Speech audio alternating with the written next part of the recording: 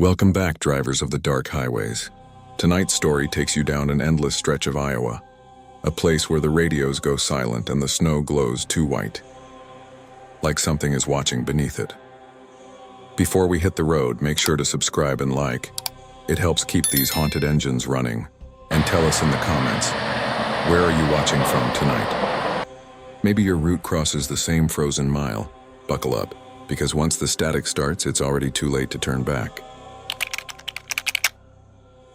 My name's Hank Mercer. Been driving rigs for 28 years. I've crossed every highway from Texas to Montana. Seen storms so bad you could swear the sky was grinding its teeth. But the one that still keeps me up at night, that happened on Highway 2. Somewhere between Minot and Williston, North Dakota. Locals call that stretch the White Silence, where the snow falls so thick it kills sound itself. It was January 14th, 2019. I was hauling 20 tons of frozen beef out of Fargo, bound for Spokane. I had a Peterbilt 579, rig number 2189 with a full load on a refrigerated trailer. Forecast said light snow, but by the time I hit Rugby, it had turned into a whiteout. The world narrowed down to two things: the yellow lines I could barely see and the hum of my diesel engine. Around 2:45 a.m., I lost signal on my CB, just static. I wasn't surprised.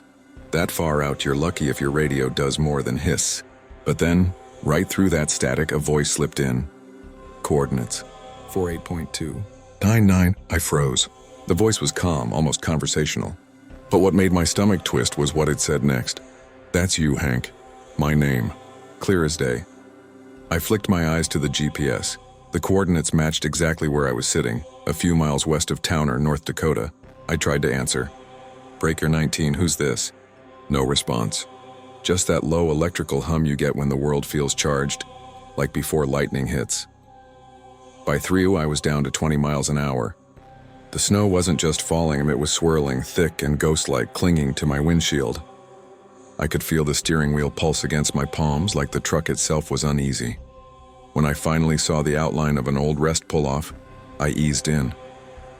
I needed a minute to breathe. The place was half buried, one flickering lamppost, a frozen picnic table, and an old sign half swallowed by snow. I left the engine idling, CB still crackling with static, and stepped out into the storm. The air hit me like needles. -30, maybe worse. The sound was strange, or rather the lack of it. No wind, no engine hum, just white silence. Then I saw them. Footprints, barefoot, human. They came out of the woods, circled my rig once, and stopped at the passenger door. Steam rose off them, like the snow was burning under invisible feet. I crouched down, staring at them. The edges were crisp, fresh. Whatever had made them had done it seconds before I stepped out. My first thought was hypothermia, maybe someone lost or delirious out in the blizzard. I shouted, no echo, no answer. The silence swallowed my voice whole. I climbed back into the cab, slammed the door, and locked it out of habit. The heater was blowing, but it didn't feel warm anymore. Then the CB crackled again.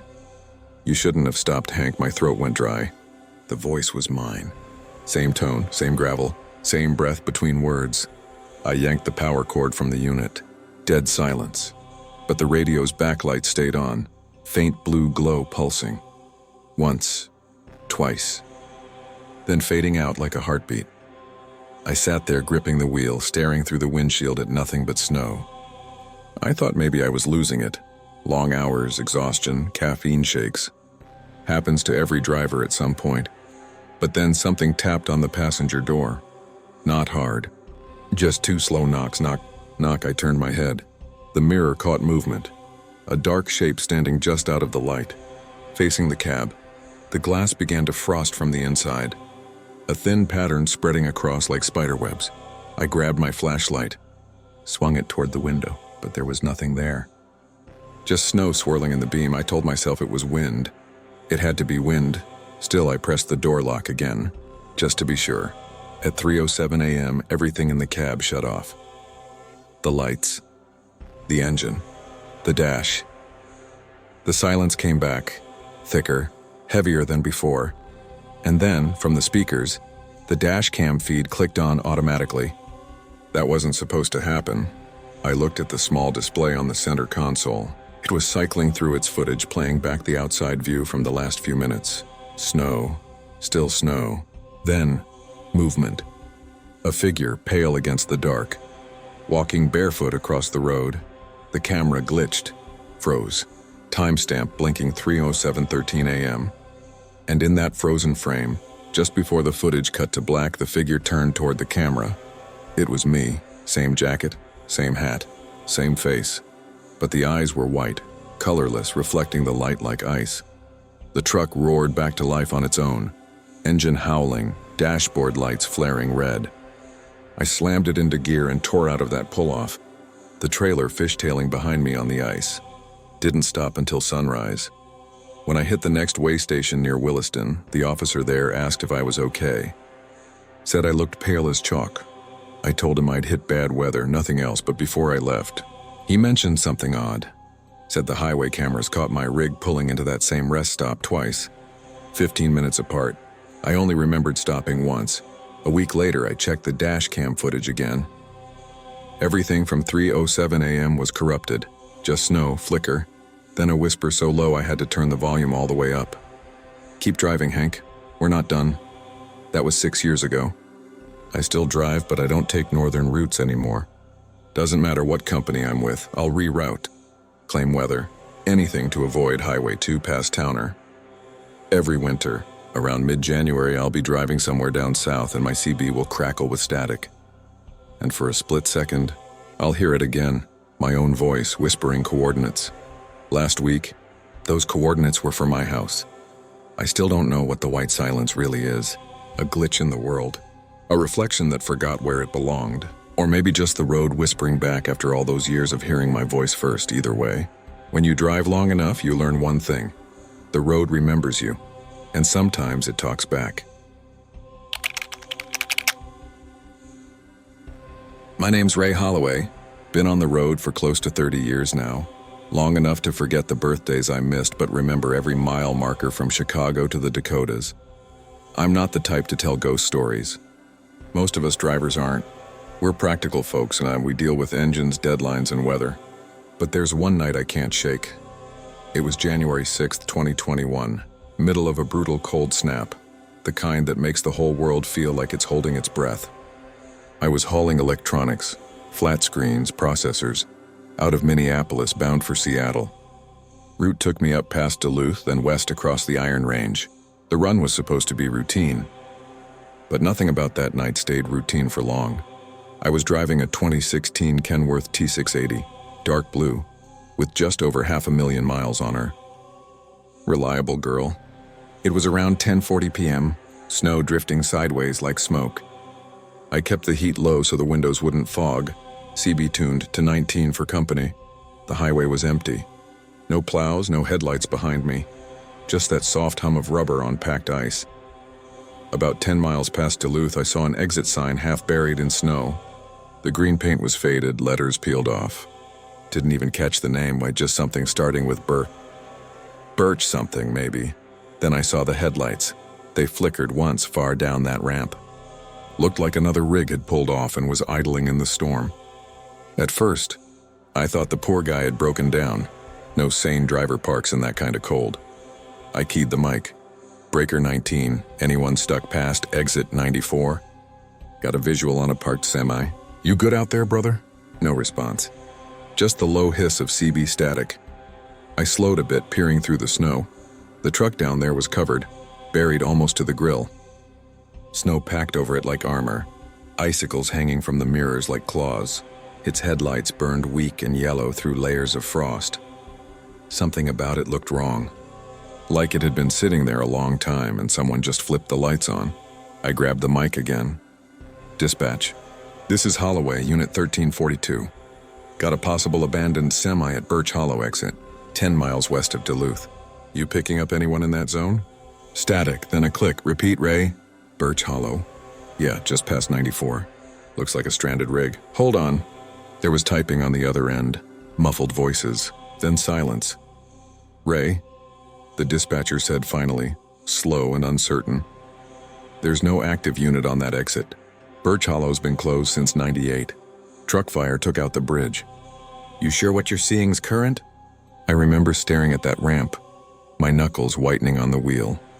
The lights were still there, idling. I blinked. They flickered and vanished. Just darkness and snow. I tried to shake it off. Probably some reflection, I told myself. Or a snowplow turning around off route. Truckers see weird mirages all the time. Long hours, cold air, eyes playing tricks. So I kept rolling west, speed steady at 45. But 2 hours later, when my GPS read 1:02 a.m., I saw the same exit sign again. Same shape. Same broken green paint. And down the ramp, the same semi buried in snow. Only this time the headlights weren't on. I eased off the throttle and coasted toward the shoulder. My gut told me to keep driving, but curiosity, that's what gets most of us. I rolled down the window. The cold punch through the cab, stinging my eyes. That smell hit me first. Ozone and burnt oil, sharp and metallic. The snow near the ramp shimmered faintly, like frost catching blue light, and then I saw the windshield. Something was written across the ice. Letters scraped by hand from the inside. Stay on the main road. Each word uneven, carved like whoever wrote it was freezing. That was enough for me. I threw the rig into gear and didn't look back. An hour later, I started noticing time didn't feel right. My dashboard clock kept blinking between 1:42 and 1:59. Never hitting 2. CB was dead quiet, no chatter, no weather updates. Even my engine noise began to dull, though, like it was idling underwater. The air inside the cab turned dense, dry. My breath fogged and lingered. I pressed my hand to the steering wheel and felt no vibration. Then, from somewhere deep in the trailer came a thud. Soft, deliberate, like someone shifting their weight. I checked my mirrors. Nothing but blowing snow, another thud. Closer this time. Then the faint sound of an engine behind me. Not mine, deeper, older. A V8 diesel growl echoing through the whiteout. I squinted into the mirror and saw headlights materialize out of nowhere. Twin orbs of light crawling up behind me. Breaker 19, I whispered into the dead mic. If anyone's reading, I got company on 94. No plate. No tag, the radio popped. And a voice, crackling low and slow, said, stay on the main road, the same words. I floored it, but the road felt endless, the same trees, the same signs flashing by again and again. Every few miles, the frozen exit would reappear to my right, glowing faintly through the storm, and parked at the bottom, that same buried truck. Headlights off, words scrawled across the glass. My GPS started to glitch, screen flickering like static snow. Coordinates repeating Vortex Point 8907 N. 91.044 N. 91.044 N. Highway 834 WIT was locking me in place. No matter how far I drove, it claimed I hadn't moved an inch. Then for just a moment, I looked down at my fuel gauge. Needle frozen solid at 3/4. Hasn't budged all night. My heart started pounding. Every instinct screamed at me to stop, to get out, to check the world was still real. But I couldn't. Because in the reflection of my side mirror through the faint white blur, I saw something standing beside that old exit. A man, or what looked like one. He was facing away, wearing a torn parka caked with frost, bare hands pressed against the buried rig's window. And as I passed, his head turned, slow, mechanical. And though I couldn't see his eyes, I felt them follow me. The CB came back on, loud. Ray Holloway, do you copy? It was dispatch. We've been trying to reach you for hours. You okay out there? Yeah, I said, voice shaking. Just crossed Birch Hollow again. Birch Hollow? Ray, you're 30 miles east of Duluth. GPS hasn't moved since 10:45 p.m. My mouth went dry. I looked outside. The sky was identical. Same snowfall, same sign ahead. I'd never left that spot. And now, the frozen truck's headlights were on again. I don't remember pulling over, but somehow I did. The cab light flickered as I sat there, engine idling, heart hammering. Something about the glow from the other truck felt closer than before, like it was breathing light into the storm. Then my windshield fogged from the inside. Words formed, slow and crooked. Not every road takes you somewhere. And beneath that, written faintly beneath the glass, was a reflection that wasn't mine. A man's face, pale and hollow, staring back at me through the frost. The radio erupted in static again. Unit 1342, you hearing this? Dispatch called. Yeah, I whispered. Ray, don't stop again. That exit's not real anymore. Not real anymore. The phrase rang in my head like a bell. I hit the pedal, and for the first time all night the engine responded, like something heavy had been lifted off it. The snow began to thin. The sky lightened, turning from black to dull gray. When dawn broke, I found myself rolling into a truck stop on Highway 53, hours south of where I'd been. The clock on my dash read 7:11 a.m. I climbed out, legs stiff, every nerve buzzing. When I checked my odometer, it was exactly the same as it had been the night before. Not a single mile added, and the fuel gauge still sat at 3/4. I walked around the trailer, half expecting footprints or frost.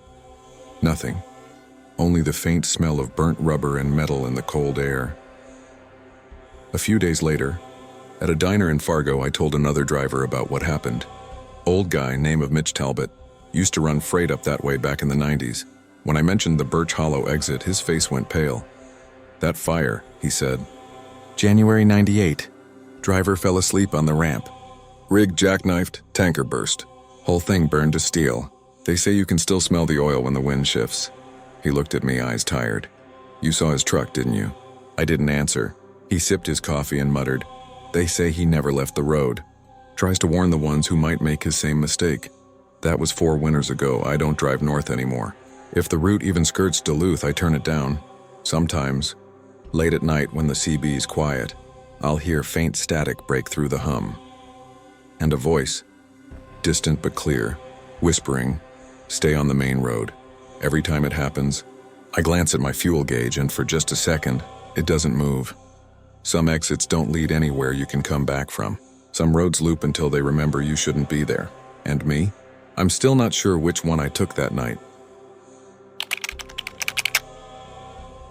My name's Eddie Calder, 57 years old, been hauling freight for 34 of those. Refrigerated cargo mostly. Frozen meats, produce, sometimes pharmaceuticals when the pay's good. I've seen a lot out on the road. Enough to know that most ghost stories are just long hours and tired minds. But there's one stretch of I-90, near mile marker 41, that still makes my hands shake every time I pass it. Or try to. That's the one place I'll detour 50 miles to avoid now, because I know what I saw that night. And I know he's still out there. It was January 12, 2019, the kind of night that eats through diesel and bones alike. I was pushing a reefer load, pork shoulders headed from Spokane to Chicago. Tight deadline, icy roads. The CB chatter that night was thin, just static and a few muttered weather reports. Most drivers had already pulled into rest stops because of the whiteout. Not me. I figured I could make it another 100 miles before the snow turned serious. I was driving my 2014 Peterbilt 579 Silver, with my name stenciled in black on the side. The heater groaned like an old man, the dashboard lights dimmed and flickered, and my GPS kept losing signal every few minutes. Outside, it was nothing but white and dark. Snow swallowing the edges of the road, horizon erased. The kind of blizzard that makes you feel like you're driving through static. Somewhere between mile 39 and 40, I noticed the world go unnaturally quiet. No engine rumble from the road beneath me, no howl from the wind, just silence. That's when I saw him. A flare. It burned weakly through the snowfall ahead. Red smoke curling upward, barely visible through the white. A figure stood next to it, waving it back and forth across the lanes. I remember thinking, poor bastard. Must have gone off the road. So I slowed down, hazards blinking orange through the storm, and pulled to the shoulder. The light from my beams hit him square. A man, mid-30s maybe, wearing a thick parka, hood up, one arm raised. But when my truck came to a full stop, the flare went out. Like someone snuffed it between 2 fingers and he was gone. Just gone. The road ahead was empty. The snow undisturbed. I sat there a minute, engine idling low, wipers scraping back and forth. Maybe he'd fallen into a ditch, I thought. So I grabbed my flashlight and stepped out. The cold hit like a hammer. My boots crunched into fresh powder. No footprints but mine. The only sound was the faint ticking of the engine and the distant whistle of wind. I swept my beam across the guardrail. Nothing. No tire tracks. No flares, no debris. But as I turned back toward my rig, I saw something faint in the red glow of my trailer lights, a man's silhouette. Standing right behind the truck, perfectly still. I froze, breath hanging in clouds. Then the CB crackled. "You picked the wrong mile, driver." A whisper, faint and broken. I turned. No one in the cab. The radio light flickered, then died. When I looked back toward the rear again, the figure was gone. Only the empty road, stretching forever. I climbed back into the cab and slammed the door. My heart was pounding. The heater wheezed out metallic air. My hands trembled as I reached for the mic. "Breaker 19, anyone copy on I-90 eastbound? Possible stranded pedestrian near marker 41. Need confirmation, static." Then a faint looping hum like someone breathing too close to the mic. "Mile 41. That's all it said. Then silence again. I pulled back onto the road, keeping one eye on the mirrors. But no matter how far I drove, mile marker 41 kept reappearing. Same stretch of road, same shape of trees, same sloping ditch. At one point, my odometer ticked backward. 41.2, 40.9, 40.5. I started to feel lightheaded, like the world was folding in on itself. And that's when I saw the flare again. This time, it wasn't on the road. It was under my trailer, rolling against the wind. I slammed on the brakes, tires screeching on packed snow. The flare rolled out from beneath the rig and came to rest by my door. It wasn't burning red anymore. It was white, a searing, colorless flame that gave off no heat. I stared down at it through the glass, too afraid to open the door.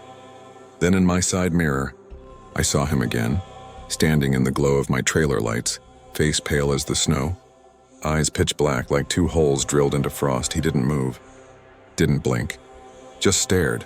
Then his hand came up, slow, trembling, and pointed right at me. My CB crackled alive again, full volume. "You stopped." "Don't stop," I floored the gas. Tires spun, engine roared. The trailer lurched forward through the storm. I didn't look back. Couldn't. But as I sped away, I caught a final glimpse in the mirror, that white flare burning where I'd been parked, snow melting in a perfect circle around it. By the time I reached Sioux Falls, the storm had thinned. My hands were still shaking when I pulled into a diner lot for coffee and warmth. I told the state troopers what I'd seen, the man with the flare, the looping road, the voice on the radio. They listened in silence. Then one of them, older guy with a worn badge, asked quietly, "You said mile 41? "Yeah." He looked at his partner, then back at me. "Driver died there in 97, jackknifed during a blizzard, tanker blew. He was waving a flare to stop traffic when the second rig came through. Nobody stopped in time. They say he still tries." The officer leaned forward, lowering his voice. "You sure it wasn't someone pranking you?" I pulled the flare from my jacket pocket, the same one that had rolled under my truck. It wasn't hot. It wasn't even warm, but it glowed faintly, pale like frost-catching moonlight. The officer's eyes widened. He didn't touch it. Over the next few weeks, I tried to forget about it. Told myself I was tired, snowblind, maybe half asleep. But every few nights, that flare would roll out from under my seat. Always cold. Always glowing. And once, while hauling through Montana, I caught a reflection in my side mirror for just a heartbeat. A man standing in the trailer lights again, his arm raised, a flare in his hand. That same motion, that same silent warning. Last spring, against my better judgment, I took a load east that routed straight across I-90. Dispatch didn't tell me exactly where until I checked the map mid-drive. Route line went straight through. Mile marker 41, I thought about rerouting. But old habits die hard, and I needed the money. The day was clear. Blue sky, sun glinting off snowdrifts. No storm, no wind. But as I neared the marker, the sky went gray in minutes. Flurries started swirling, and then through the haze ahead I saw a faint red glow. My radio cut out. The heater coughed. My windshield fogged over, letters forming across it, backwards. From the inside, "You stopped." He didn't. That's when the flare rolled out from under my seat again. I didn't touch it this time, just watched it burn white and cold against the rubber mat. The engine began to hum differently, deeper, uneven. And in the reflection of the glass over my shoulder, I thought I saw the man sitting in the passenger seat, eyes black, lips cracked open just enough to whisper something I couldn't hear. The world outside dimmed, the road stretching too long until the mile marker vanished completely. Then, as suddenly as it started, it was over. Clear skies, daylight, and my clock still read 11:37 p.m., the same minute I'd first stopped 4 years ago. I haven't driven that route since. Don't plan to. But other drivers still talk. They say the flare man shows up whenever someone pulls over near 41, always waving, always warning. Sometimes if you stop, your odometer freezes. Sometimes your CB whispers your own name. One rookie out of Billings swore his dash cam caught a reflection of someone standing on the shoulder, face blurred, arm raised. When he replayed the footage, the timestamp just said, "I didn't tell him my story." No point scaring a man out of a living. But every once in a while, when I'm cleaning out the cab, I'll find that flare again, tucked under the pedals or rolling near the bunk, still glowing, still cold, and when I touch it, I hear that same whisper from the CB, soft and hollow like wind through snow. "You stopped. Don't stop." I've spent a lifetime on the road through fog and frost and stretches so empty you forget what towns sound like. But that mile, that one cursed piece of I-90, reminds me that not every warning comes from the living.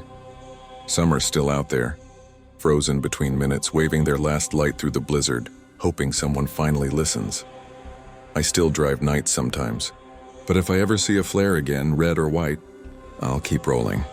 Because out here, some stops aren't meant for the living. My name's Harold Hal Greeley. I've been running long hauls for almost 30 years now. Refrigerated freight mostly, from Billings down to Omaha, sometimes further if dispatch sweet talks me. I've seen plenty of weird things out there on the interstate at 3 a.m.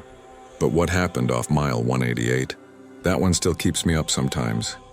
People talk about haunted places like it's some kind of joke, motels, graveyards, whatever. But truckers, we've got our own folklore. Ghost exits, dead dispatchers, lights that follow you from the fog. Every old hand has heard about CB Channel 23.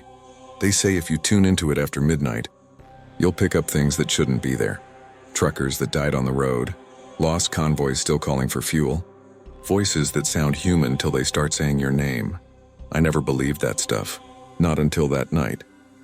It was the second week of January, snow pushing in from the Dakotas.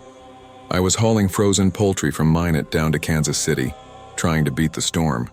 My rig's a 2016 Peterbilt 579. White cab, twin stacks, about 500,000 miles on her, but still running smooth. The heater hummed low, wipers squeaking over ice that didn't want to melt. Outside, the world looked bleached. No horizon, no contrast. Just snow swallowing the dark.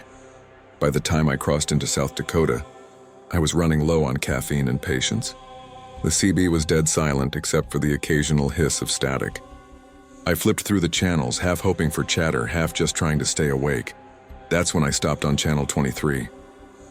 At first, it was nothing but fuzz, then a faint sound cut through. A voice, a woman's voice. She wasn't calling for a handle or truck name. She was crying. Soft, broken sobs between gasps of breath. Then she said something that froze me. "Please, somebody help me. I'm by mile 188. I'm cold." Her voice cracked like it was cutting through miles of wind. I leaned forward, tapping the mic. "Ma'am, this is Hal, southbound on I-29. You said mile 188. You all right out there?" Silence. Then, faint, static warped. "It's so dark. Please, help." That was it. No background noise. No engine, no wind, no movement. Just her voice fading under the hiss. I checked my GPS. I was at mile 176, 12 miles out. Maybe she'd spun out, maybe a car had gone off the shoulder. Happens all the time in whiteouts like that. So I hit the high beams, eased back on the throttle, and kept rolling. By mile 182, visibility dropped to maybe 50 feet. Snow blew sideways like smoke, my wipers barely keeping up. I could see shapes in the storm, fence lines, mile markers, but everything looked distorted, like the whole road was underwater. And then I saw it. A dark shape on the shoulder up ahead, maybe a quarter mile out. Looked like a car or small SUV covered in snow. One headlight half buried, flickering weakly through the storm. I slowed to a crawl, flashers on, and pulled over. When I stepped out, the wind hit me like a wall. cold, metallic, biting through my gloves in seconds. The snow crunched deep under my boots, but there was no car. What I thought was a vehicle was just an overturned stop sign, half buried in a snowdrift. The light I'd seen? Probably my own reflection bouncing off the flakes. Still, I walked around, checked the ditches. Nothing. No tracks, no tire marks, no sign of anyone. Then my radio hissed again. The CB speaker crackled faintly from inside the cab. I turned fast. The wind had died. The air was too still. From the speaker came that same voice, just above a whisper. Please, don't leave me here. I climbed back into the truck, slammed the door shut, and killed the CB. My hands were shaking. I sat there breathing, watching the snow blur my mirrors. The cab felt colder than before. Not the kind of cold that comes from bad insulation. This was damp, heavy cold, like something had opened the door to the storm. And then I noticed it. The passenger seat. The cushion was soaked through. Wet like someone had just sat there covered in snow. The smell hit me next, cold iron and something like wet wool. I reached out and touched the seat. My fingers came away damp, icy. Jesus Christ, I muttered. I wiped my hand on my jacket and checked the floor. There was melted water pooled around the mat, dripping down from the seat. But the door on that side was still locked. I drove for another hour before stopping again, this time at a 24-hour diner near Sioux Falls. Inside, the fluorescent lights felt too bright, too loud. My reflection in the window looked pale, older somehow. A couple of drivers were nursing coffee near the counter. I sat beside one big guy, beard, wearing a faded Iowa hauling comber cap. You ever heard anything on Channel 23? I asked, voice low. He looked up slow. Why, you hear her? My stomach twisted. You mean the woman? He nodded once. Yeah, every few winters someone does. She calls for help near mile 188. Been doing it for decades. I frowned. You mean she's real? He shrugged. Depends what you call real. Story goes she was a dispatcher. Rode with her husband one winter. Blizzard hit hard. They skidded off the road, cab caught fire. He burned in the seat. She made it out, tried to flag help with a flare. They found her a week later, frozen solid against the guardrail. That was 1983. The diner hummed quiet. Coffee pots gurgled in the background. She still calls sometimes, he said. You're not supposed to answer. I didn't say much after that. Just nodded, thanked him, and went back to the truck. By the time I reached my next stop, the roads had cleared and the morning sun was low behind the hills. I tried not to think about what happened. Told myself it was just fatigue. Maybe interference from some ham radio operator. But when I pulled into the Kansas City yard, one of the mechanics waved me down. Hal, he said.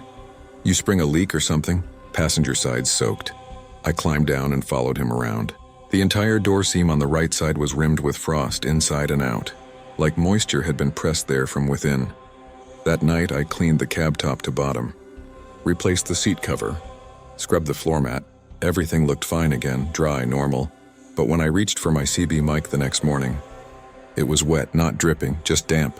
Cold to the touch, like someone had been holding it outside in the snow. I still run that route sometimes, not by choice, and dispatch doesn't care about legends, only schedules. And every time I pass mile 188, I turn the radio off, roll the window down, and listen. The snow muffles everything, but sometimes under the hum of the engine, I swear I hear it, the faint crackle of static, the soft sob of a woman calling through the white. And when I do, I just keep driving, because the seat beside me always feels a little colder after. I've stopped tuning into Channel 23. But sometimes, when the air's quiet enough, the mic lights up on its own. Please, don't leave me here.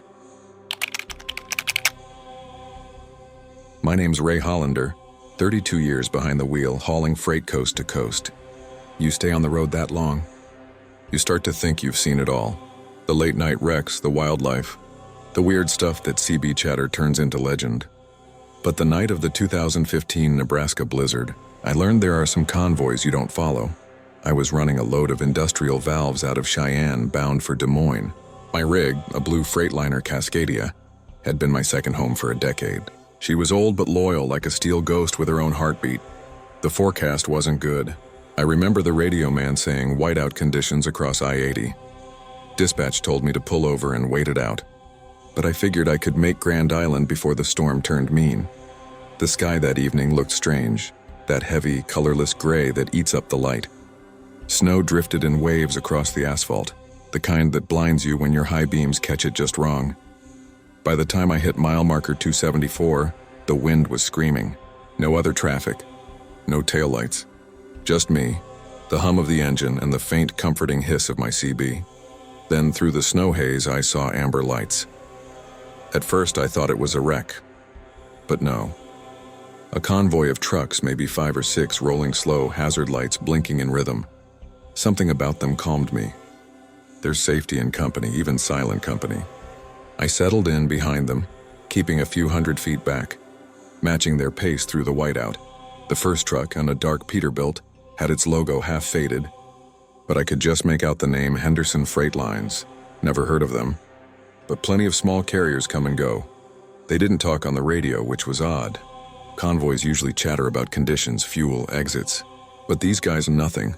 Just the low, steady glow of taillights and the rhythm of hazard flashes cutting through the storm. After maybe 40 minutes, the snow thickened into curtains. My wipers screamed across the glass, useless. The road was disappearing, but I could still see those lights ahead, glowing faintly through the white. Then something strange happened. One by one, the trucks started turning off. No exits, no visible ramp, just slow, deliberate turns into the snowfields beside the highway.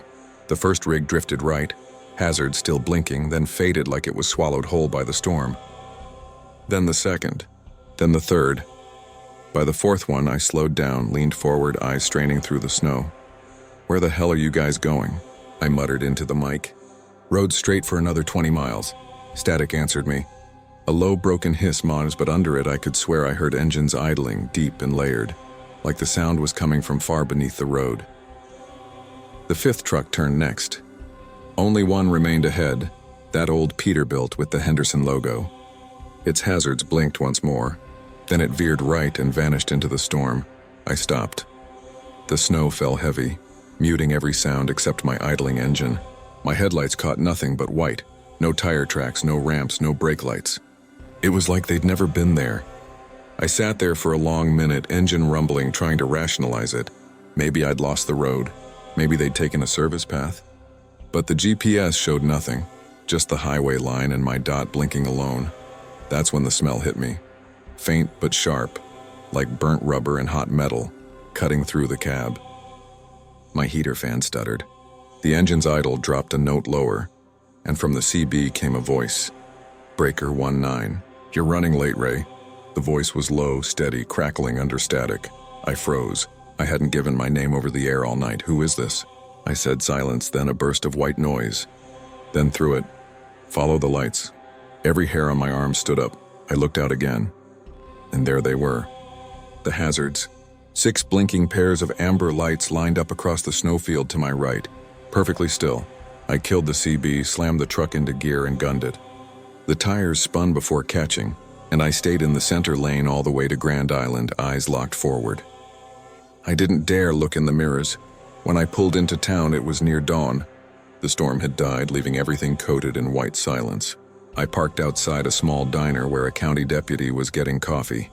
He gave me a look, half surprised, half concerned. "You come from the west?"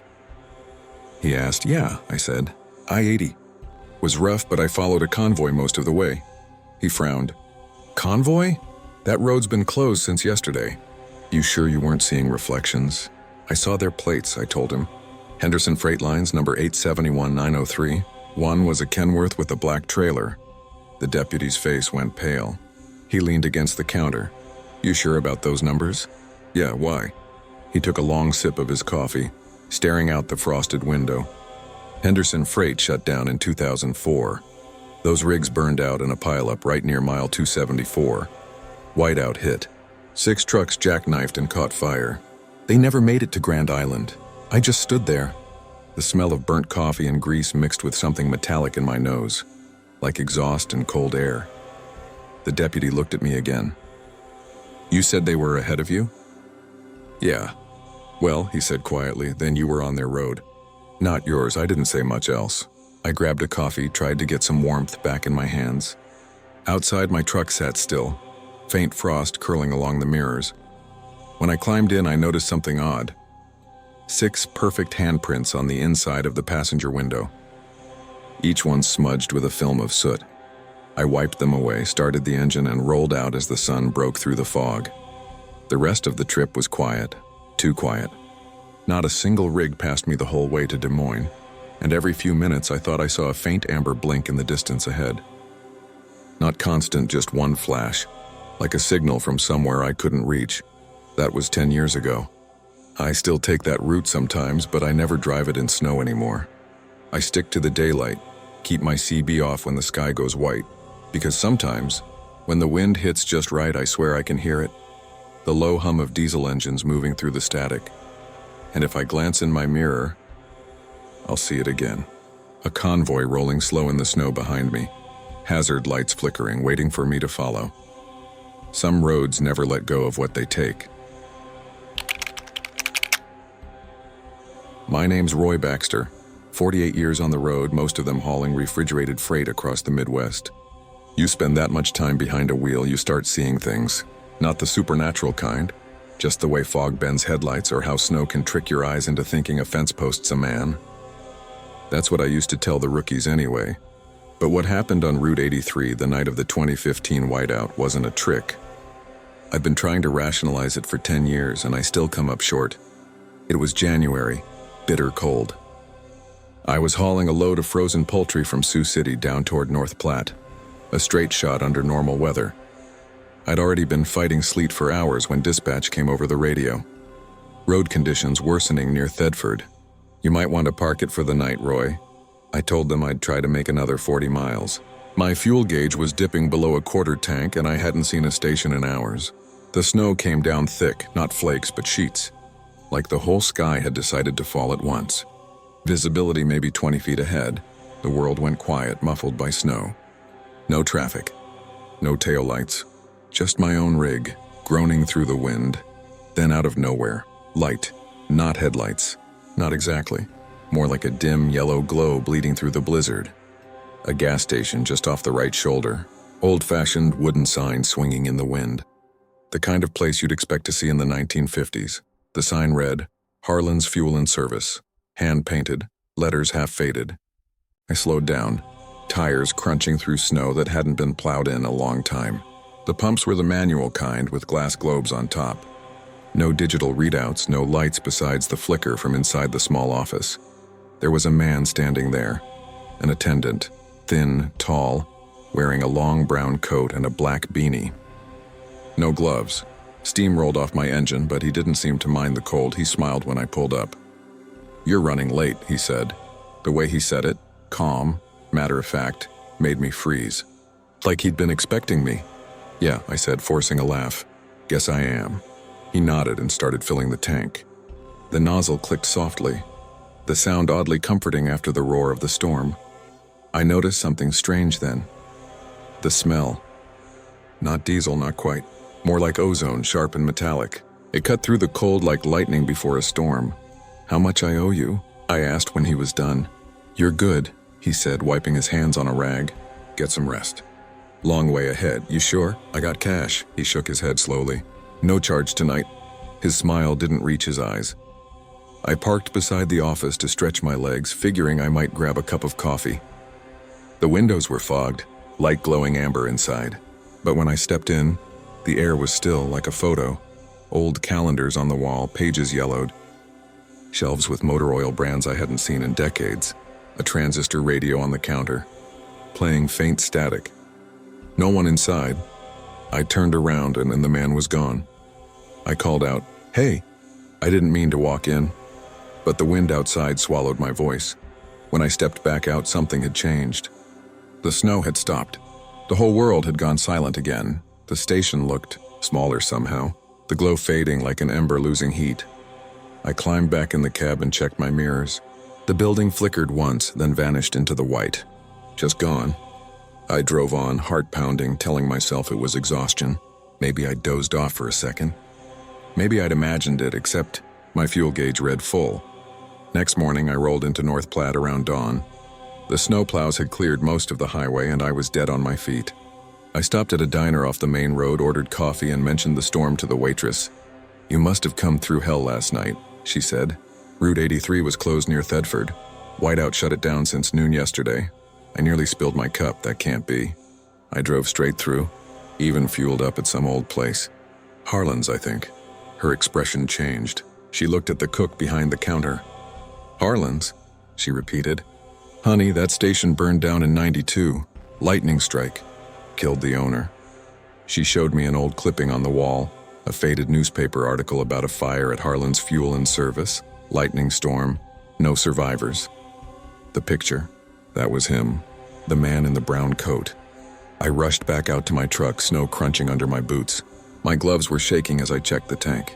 Still full? That didn't make sense. I'd driven over 100 miles since the stop.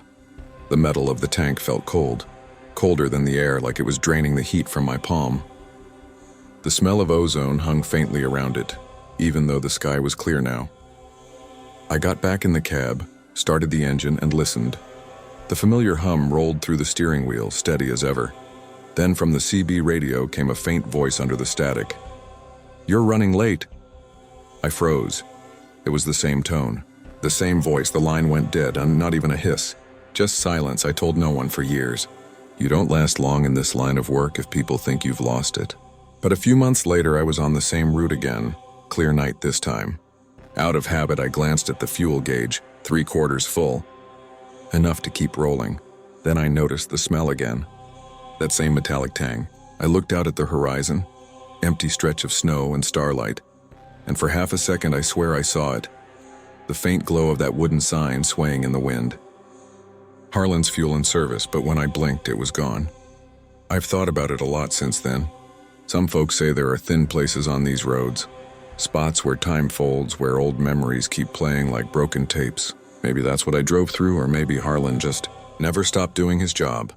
All I know is every winter, when the weather turns white and the CB goes quiet, I check my mirrors, and sometimes, just sometimes, I see the faint reflection of a man in a brown coat standing by the pump, waiting.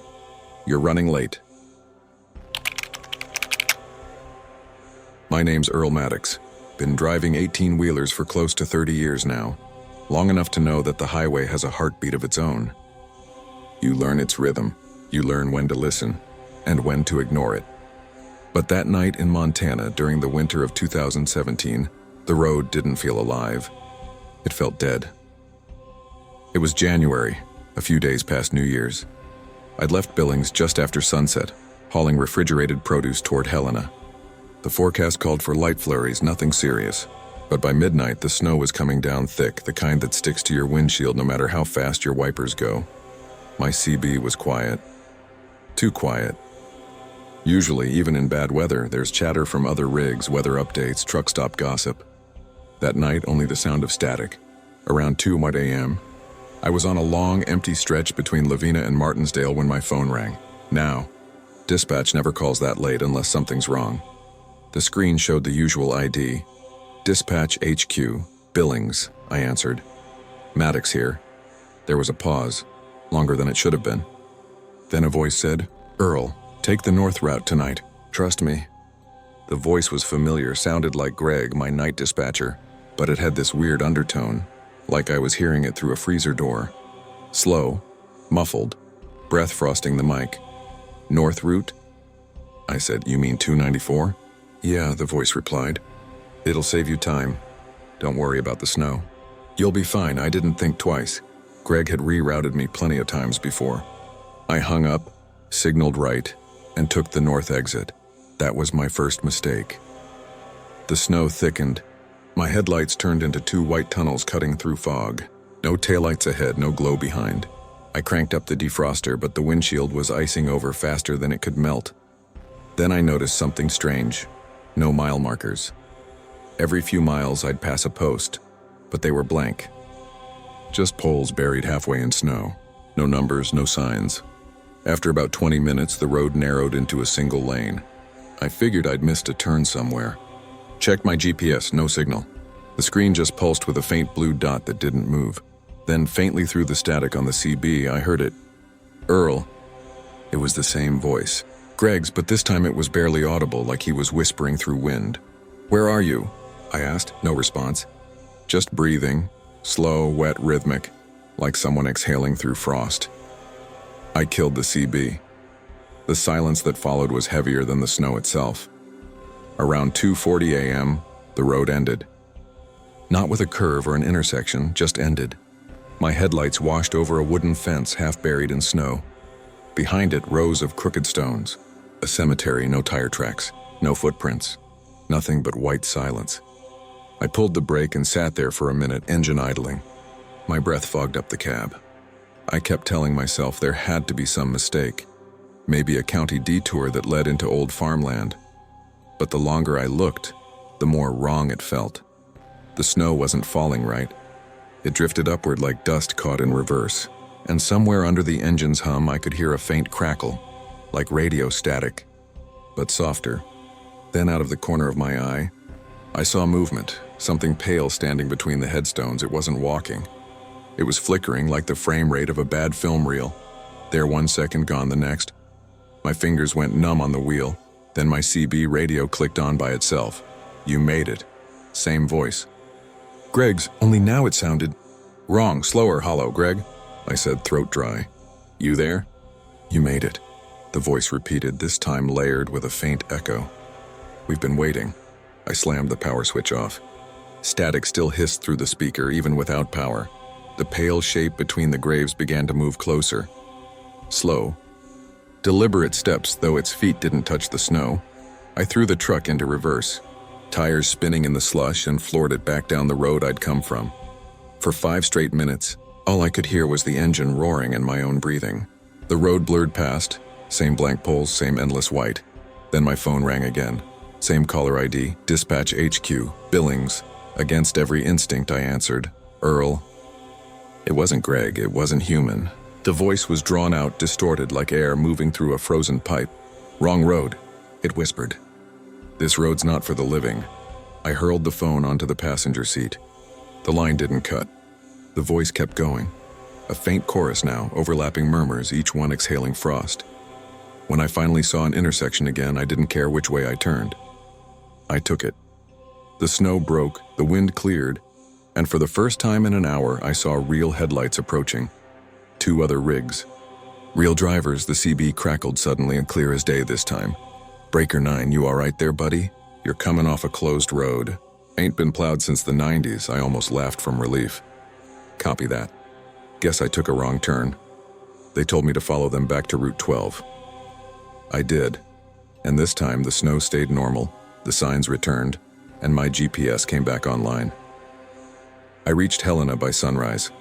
First thing I did was call Greg from dispatch. He picked up, groggy.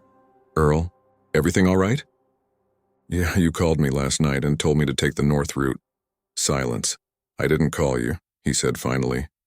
"System's been down since 8 p.m. You must have dreamed it." I checked my phone log. No calls after 8 p.m. Just a blank timestamp where the call should have been, and beneath it an audio file labeled simply, "Recording 2:14 a.m. When I played it, there wasn't any voice. Just a long stretch of faint static, and beneath that, the unmistakable sound of breathing. Slow, wet, frosty, like something waiting on the other end of the line. I deleted the file. But the next night, when I turned my rig on, the CB hummed softly, and then I heard it. That same breath. Faint, patient, like it was sitting in the back seat, waiting for me to speak first. I don't answer late-night calls anymore. Don't take detours. Don't trust static, because some nights, when the road is quiet and the snow starts to rise instead of fall, I can still hear that voice, through the hum of the engine and the frost on the glass. "You made it." 7. Dead air perfect. I'll blend cinematic realism with atmospheric horror. The kind of story that feels like a real trucker confession, told in a low voice over the hum of an idling rig, with just enough poetry in the silence to make it unforgettable. My name's Ray Connolly. Been hauling freight since '98. I've crossed every major interstate in the Midwest more times than I can count, and I've seen just about everything the road can throw at a man. Blizzards, black ice, drunk drivers, you name it. But nothing. Nothing comes close to what I saw that night near Des Moines. It was January, just after midnight. The snow was coming down in fine, needle-like flakes, the kind that stick to your mirrors and blur the lines between the sky and the road. I was hauling empty pallets back to Omaha, light load, nothing urgent. I had the CB tuned low, mostly static, and a few late-night drivers mumbling about road closures near I-80. The world outside was quiet. Too quiet. The kind of quiet that presses against the cab walls until you start hearing your own heartbeat. Around mile marker 247, I saw something move, just off the shoulder. A figure kneeling by the ditch. At first, I thought it was another driver who'd gone off the road. Happens a lot in that stretch. Black ice forms near the culverts. He was waving one arm, slow, deliberate, like someone trying not to panic. I hit the hazards and braked hard. My rig hissed to a stop, and for a second, all I could hear was the ticking of cooling metal. I threw on my jacket and stepped out. The air hit me like broken glass. My breath fogged instantly. I grabbed a flashlight from the side compartment and started down the embankment. But when my boots hit the snow below, there was no one there. Just a wooden cross, half buried in the drift. No flowers, no ribbons, just splintered wood, old and gray. The nameplate had been scraped clean by the wind, but there was a date burned faintly into it, 2003. That cross shouldn't have been visible under that much snow, but it was, clear as day, sticking out like it was freshly placed. I remember thinking, maybe he was just farther down, so I swept the light across the ditch. Nothing but white. The wind picked up, and it sounded like whispering through dry reeds. When I got back up to the truck, the first thing I noticed was that my engine was still running, but the heater had stopped.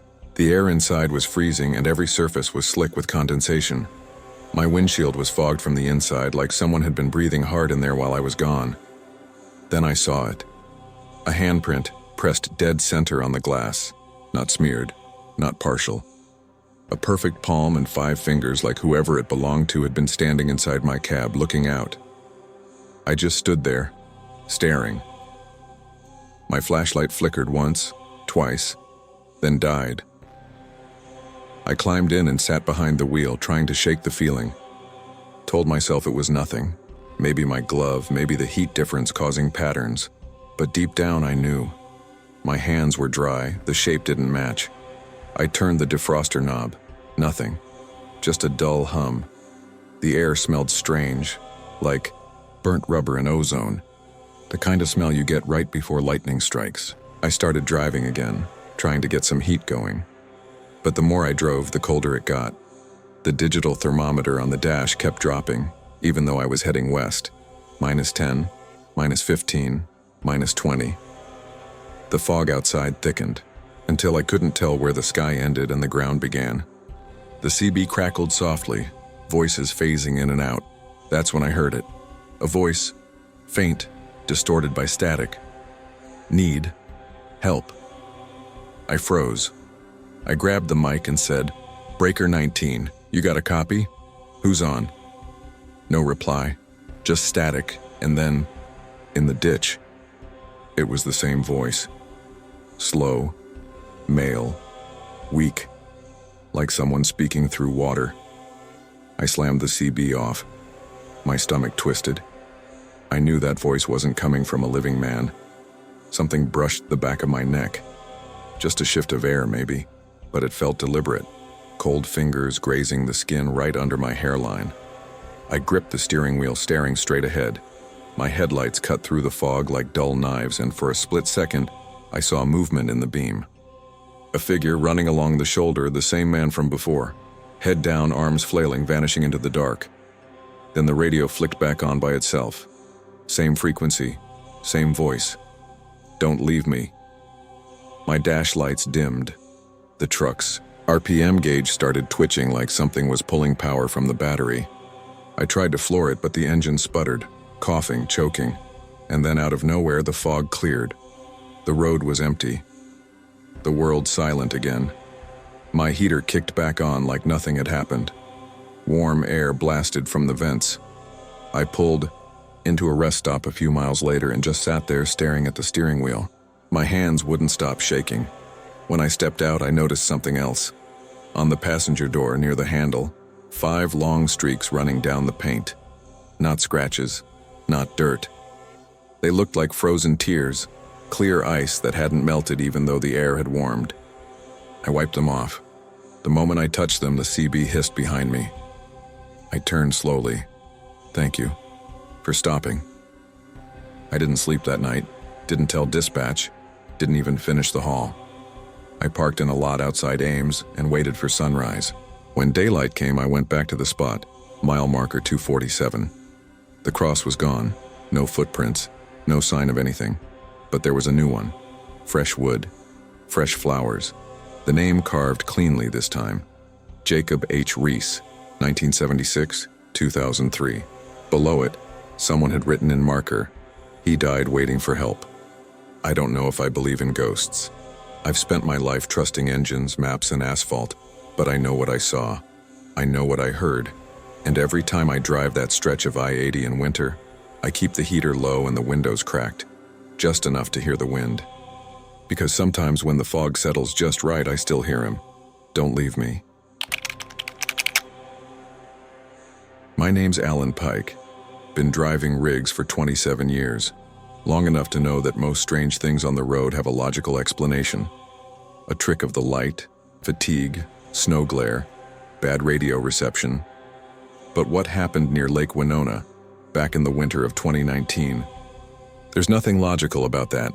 I was running a night haul from Eau Claire to Rochester, carrying insulation panels in a 53-foot reefer. Empty roads, light load, easy money. It was the second week of January, that kind of Midwest winter, where the snow falls sideways and your wipers freeze to the glass no matter how hot you've got the defroster running. Dispatch had warned about visibility on Route 218, but I'd driven worse. Around midnight, the storm settled in heavy, a white blur swallowing the road, the trees, even the sky. I slowed to 40, then 30. The GPS still showed a straight shot over the Winona Bridge, spanning the frozen lake. I remember thinking, just keep the nose straight, Pike. Cross the bridge and you're home free. That's when I saw them, 2 faint beams in the distance. Headlights. At first, they looked like another rig coming the opposite way, but the pattern was wrong. Too high, too wide. The light pulsed faintly, like fog lamps behind thick ice. I flashed my brights once. Nothing. No response. The wind howled low and steady, pressing against the trailer. My steering wheel vibrated as the road narrowed, guardrails barely visible under the snow. I was halfway across when the other lights grew brighter, fast. Then, out of the white, I saw a full cab barreling straight toward me. Old-school Kenworth, chrome grille gleaming through the storm, twin stacks smoking, high beams locked on me. I hit the horn, nothing but a strangled growl. Swerved hard right. Tires screamed. My trailer fishtailed, the whole rig tilting as snow blasted across the windshield. The oncoming truck passed within inches, or should have. But the second it crossed my line of sight, it vanished. No sound, no taillights, no wind shift. Just silence. My heart was hammering so loud it drowned out the engine. I sat there in the middle of that frozen bridge, staring into the whiteout, waiting to see headlights reappear behind me. Nothing. Then I noticed something else. The road behind me was untouched. No tracks, no tire marks. Just smooth, untouched snow, stretching back into the storm. I remember whispering out loud, "That's impossible." I pulled the rig over near a guardrail and stepped out. My boots sank deep into powder, the air so cold it burned my lungs. The lake below was solid black ice, the kind that groans under its own weight. I aimed my flashlight down the side of the bridge just to make sure no one had gone over. But the beam caught something strange, metal, twisted and half buried under layers of ice near the shoreline. Looked like the skeleton of an old bridge collapsed into the lake. When I got back into the cab, the CB crackled to life. Clear the bridge, clear the bridge. Static, then silence. I froze. Nobody was on that channel. I hadn't touched the mic in hours. I checked the GPS again. It was glitching, screen flickering between coordinates. For a few seconds, it showed my truck's icon floating in the middle of the lake. I shut it off. The heater had died again. The air inside the cab turned sharp and metallic like ozone after lightning. My breath fogged up the windshield, and that's when I saw it. Finger streaks running down the glass as if someone outside had dragged their hand across the ice. I pulled back onto the road, easing the rig forward inch by inch. Every instinct told me I was still on the bridge. But when I looked out the side window, the guardrails were gone, just open white. And then, for a few seconds, I heard it. A deep, hollow groan. The sound of metal bending under pressure. It came from beneath me. I slammed the throttle, engine screaming, tires spinning against the slush. For a moment, I felt weightless, the steering loose, the world shifting beneath the cab. Then, just as suddenly, the road solidified again. I don't remember the next few miles. I just remember pulling into a gas stop outside Winona, hands shaking so bad I could barely punch my card into the pump. The clerk looked at me funny. "You all right, sir?" I asked him. "Hey, that bridge back there, it's still open, right?" He frowned. "What bridge?" "The Winona Bridge, over the lake." He stared at me for a long second, then said, "Buddy, that bridge collapsed in '03. Whole span came down during a blizzard. Took a semi with it." He pointed to a framed newspaper clipping on the wall, yellowed and fading. Headlines read, "Snowstorm Tragedy. Truck driver lost in bridge collapse." The photo showed the wreckage I'd seen under the ice. And the truck? A Kenworth. Same chrome grille, same twin stacks. I didn't finish my route that night. I parked behind the station and stayed until sunrise, engine off, cab silent. When daylight finally came, I went back to check the road, but there was no bridge. The GPS rerouted automatically as if it had never existed, just a frozen stretch of lake. No guardrails, no tire marks, nothing. I asked around over the next few weeks, old-timers, dispatchers, even a state trooper I knew from a previous run. They all said the same thing. That bridge has been gone 20 years. I can still feel the weight of that night. The way the air froze mid-breath, the way the road felt like it was sinking beneath my wheels. Sometimes when the weather gets bad and the snow starts piling on my windshield, I see those headlights again, faint in the distance, always coming straight at me. And I don't blink because I know if I do, they'll pass through me again. My name's Ray Buckner. I've been on the road for 31 years, long enough to know every back route between Des Moines and Omaha, and every trick a Midwest winter likes to play on tired eyes. But there's a stretch of highway out there, about a mile long, that I'll never drive through without the cab lights dimmed and my mirrors covered. They call it Static Mile. No one told me the name when I first started running that route. You just learn it over time. The veterans don't mention it on the CB. The rookies don't notice it till it's too late. It's somewhere between exits 214 and 219 on old Interstate 80, a desolate corridor that slices through open farmland and windswept plains. On the map, it looks like any other part of the interstate. But in the winter, it changes. That night was late January, temperature hovering around -12. The kind of cold that makes the rubber on your wipers snap like brittle bones. I was hauling machine parts to Council Bluffs, running a Freightliner Cascadia 72,000 pounds gross. Dispatch had me timed to the minute, so I pushed through the night instead of stopping in Des Moines. Around 2:47 a.m., snow started falling again, the heavy, silencing kind that eats sound and swallows light. The world outside turned white. The asphalt vanished under a smooth layer of powder that stretched out like ocean surf. And that's when it began. The radio died first. Not cut out. Died. No static, no hum, just a sharp pop like a fuse blowing inside the speakers. CB went dead right after. My GPS froze on screen. Numbers flickering but no movement, as if I'd stopped in place. I turned the dial, switching channels. Nothing but hiss. Then faintly under the static, I heard something. Breathing. Slow, heavy. Almost rhythmic, I said. "Breaker 19, anyone copy?" Silence. Outside, the snow seemed brighter. Not from my headlights, but from something beneath it. The road looked lit from below like light bleeding through a thin sheet of paper. I told myself it was just reflection, maybe a halogen glare. But the light moved. It pulsed faintly, bright then dim in long, slow intervals. I gripped the wheel tighter. "Keep your eyes forward," I muttered. "It's just bad weather. Just snow." The hum of the engine was the only sound left, low and steady like a heartbeat.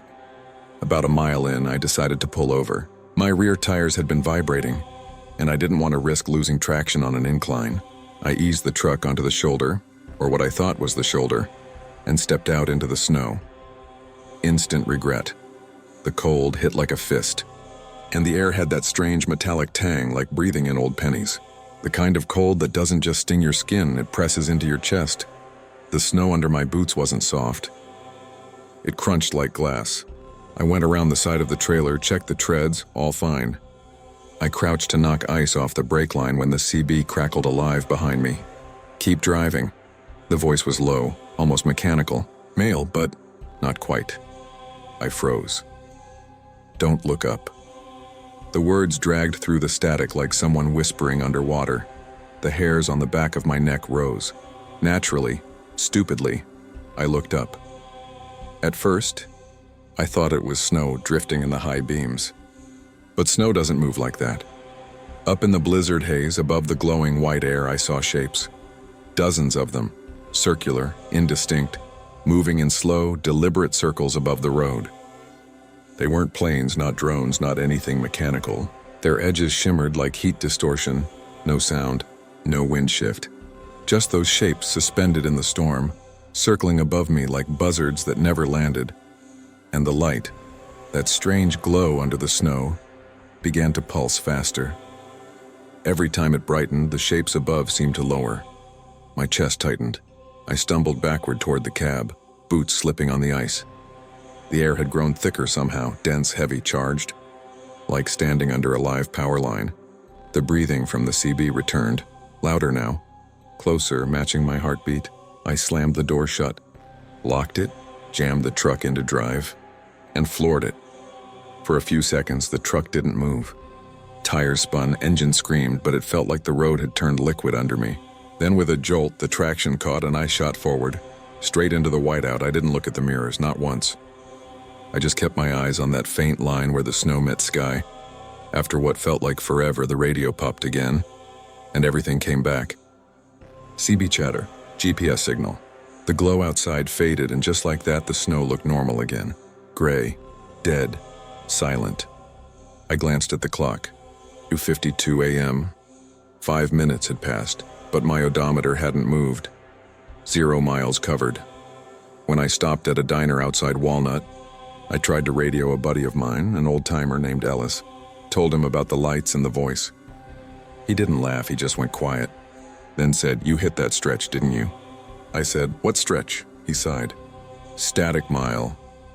He told me the name came from the early days of CB, when long-haul drivers would lose all signal across 1 mile of that route, right around where the old Langdon airfield used to be. The field was decommissioned after a crash in '78. They said a cargo plane went down there during a snowstorm. Pilot never found. Just a crater and some wreckage spread across the interstate. Since then, every winter guys report the same thing. Dead radios, static, lights in the snow. Voices telling them not to look. I didn't believe him, not completely, until a few months later. Spring thaw. I was checking the trailer for damage when I noticed something smeared along the driver's side mirror. Looked like frostburn at first, but when I ran my glove over it, the shape became clear. A handprint. 5 fingers. Too long, too thin. Embedded in the glass like it had been pressed there from inside the mirror. That's when I started covering my mirrors with cloth whenever I passed that stretch. I keep the radio off, the dash lights dim. I don't stop. I don't blink. And when I see the snow start glowing that strange white again, I don't look up, because I know whatever's circling above that highway isn't weather. It's watching. And to this day, every time the CB goes quiet and the static turns to breathing, I press the pedal and pray the mile ends before I do.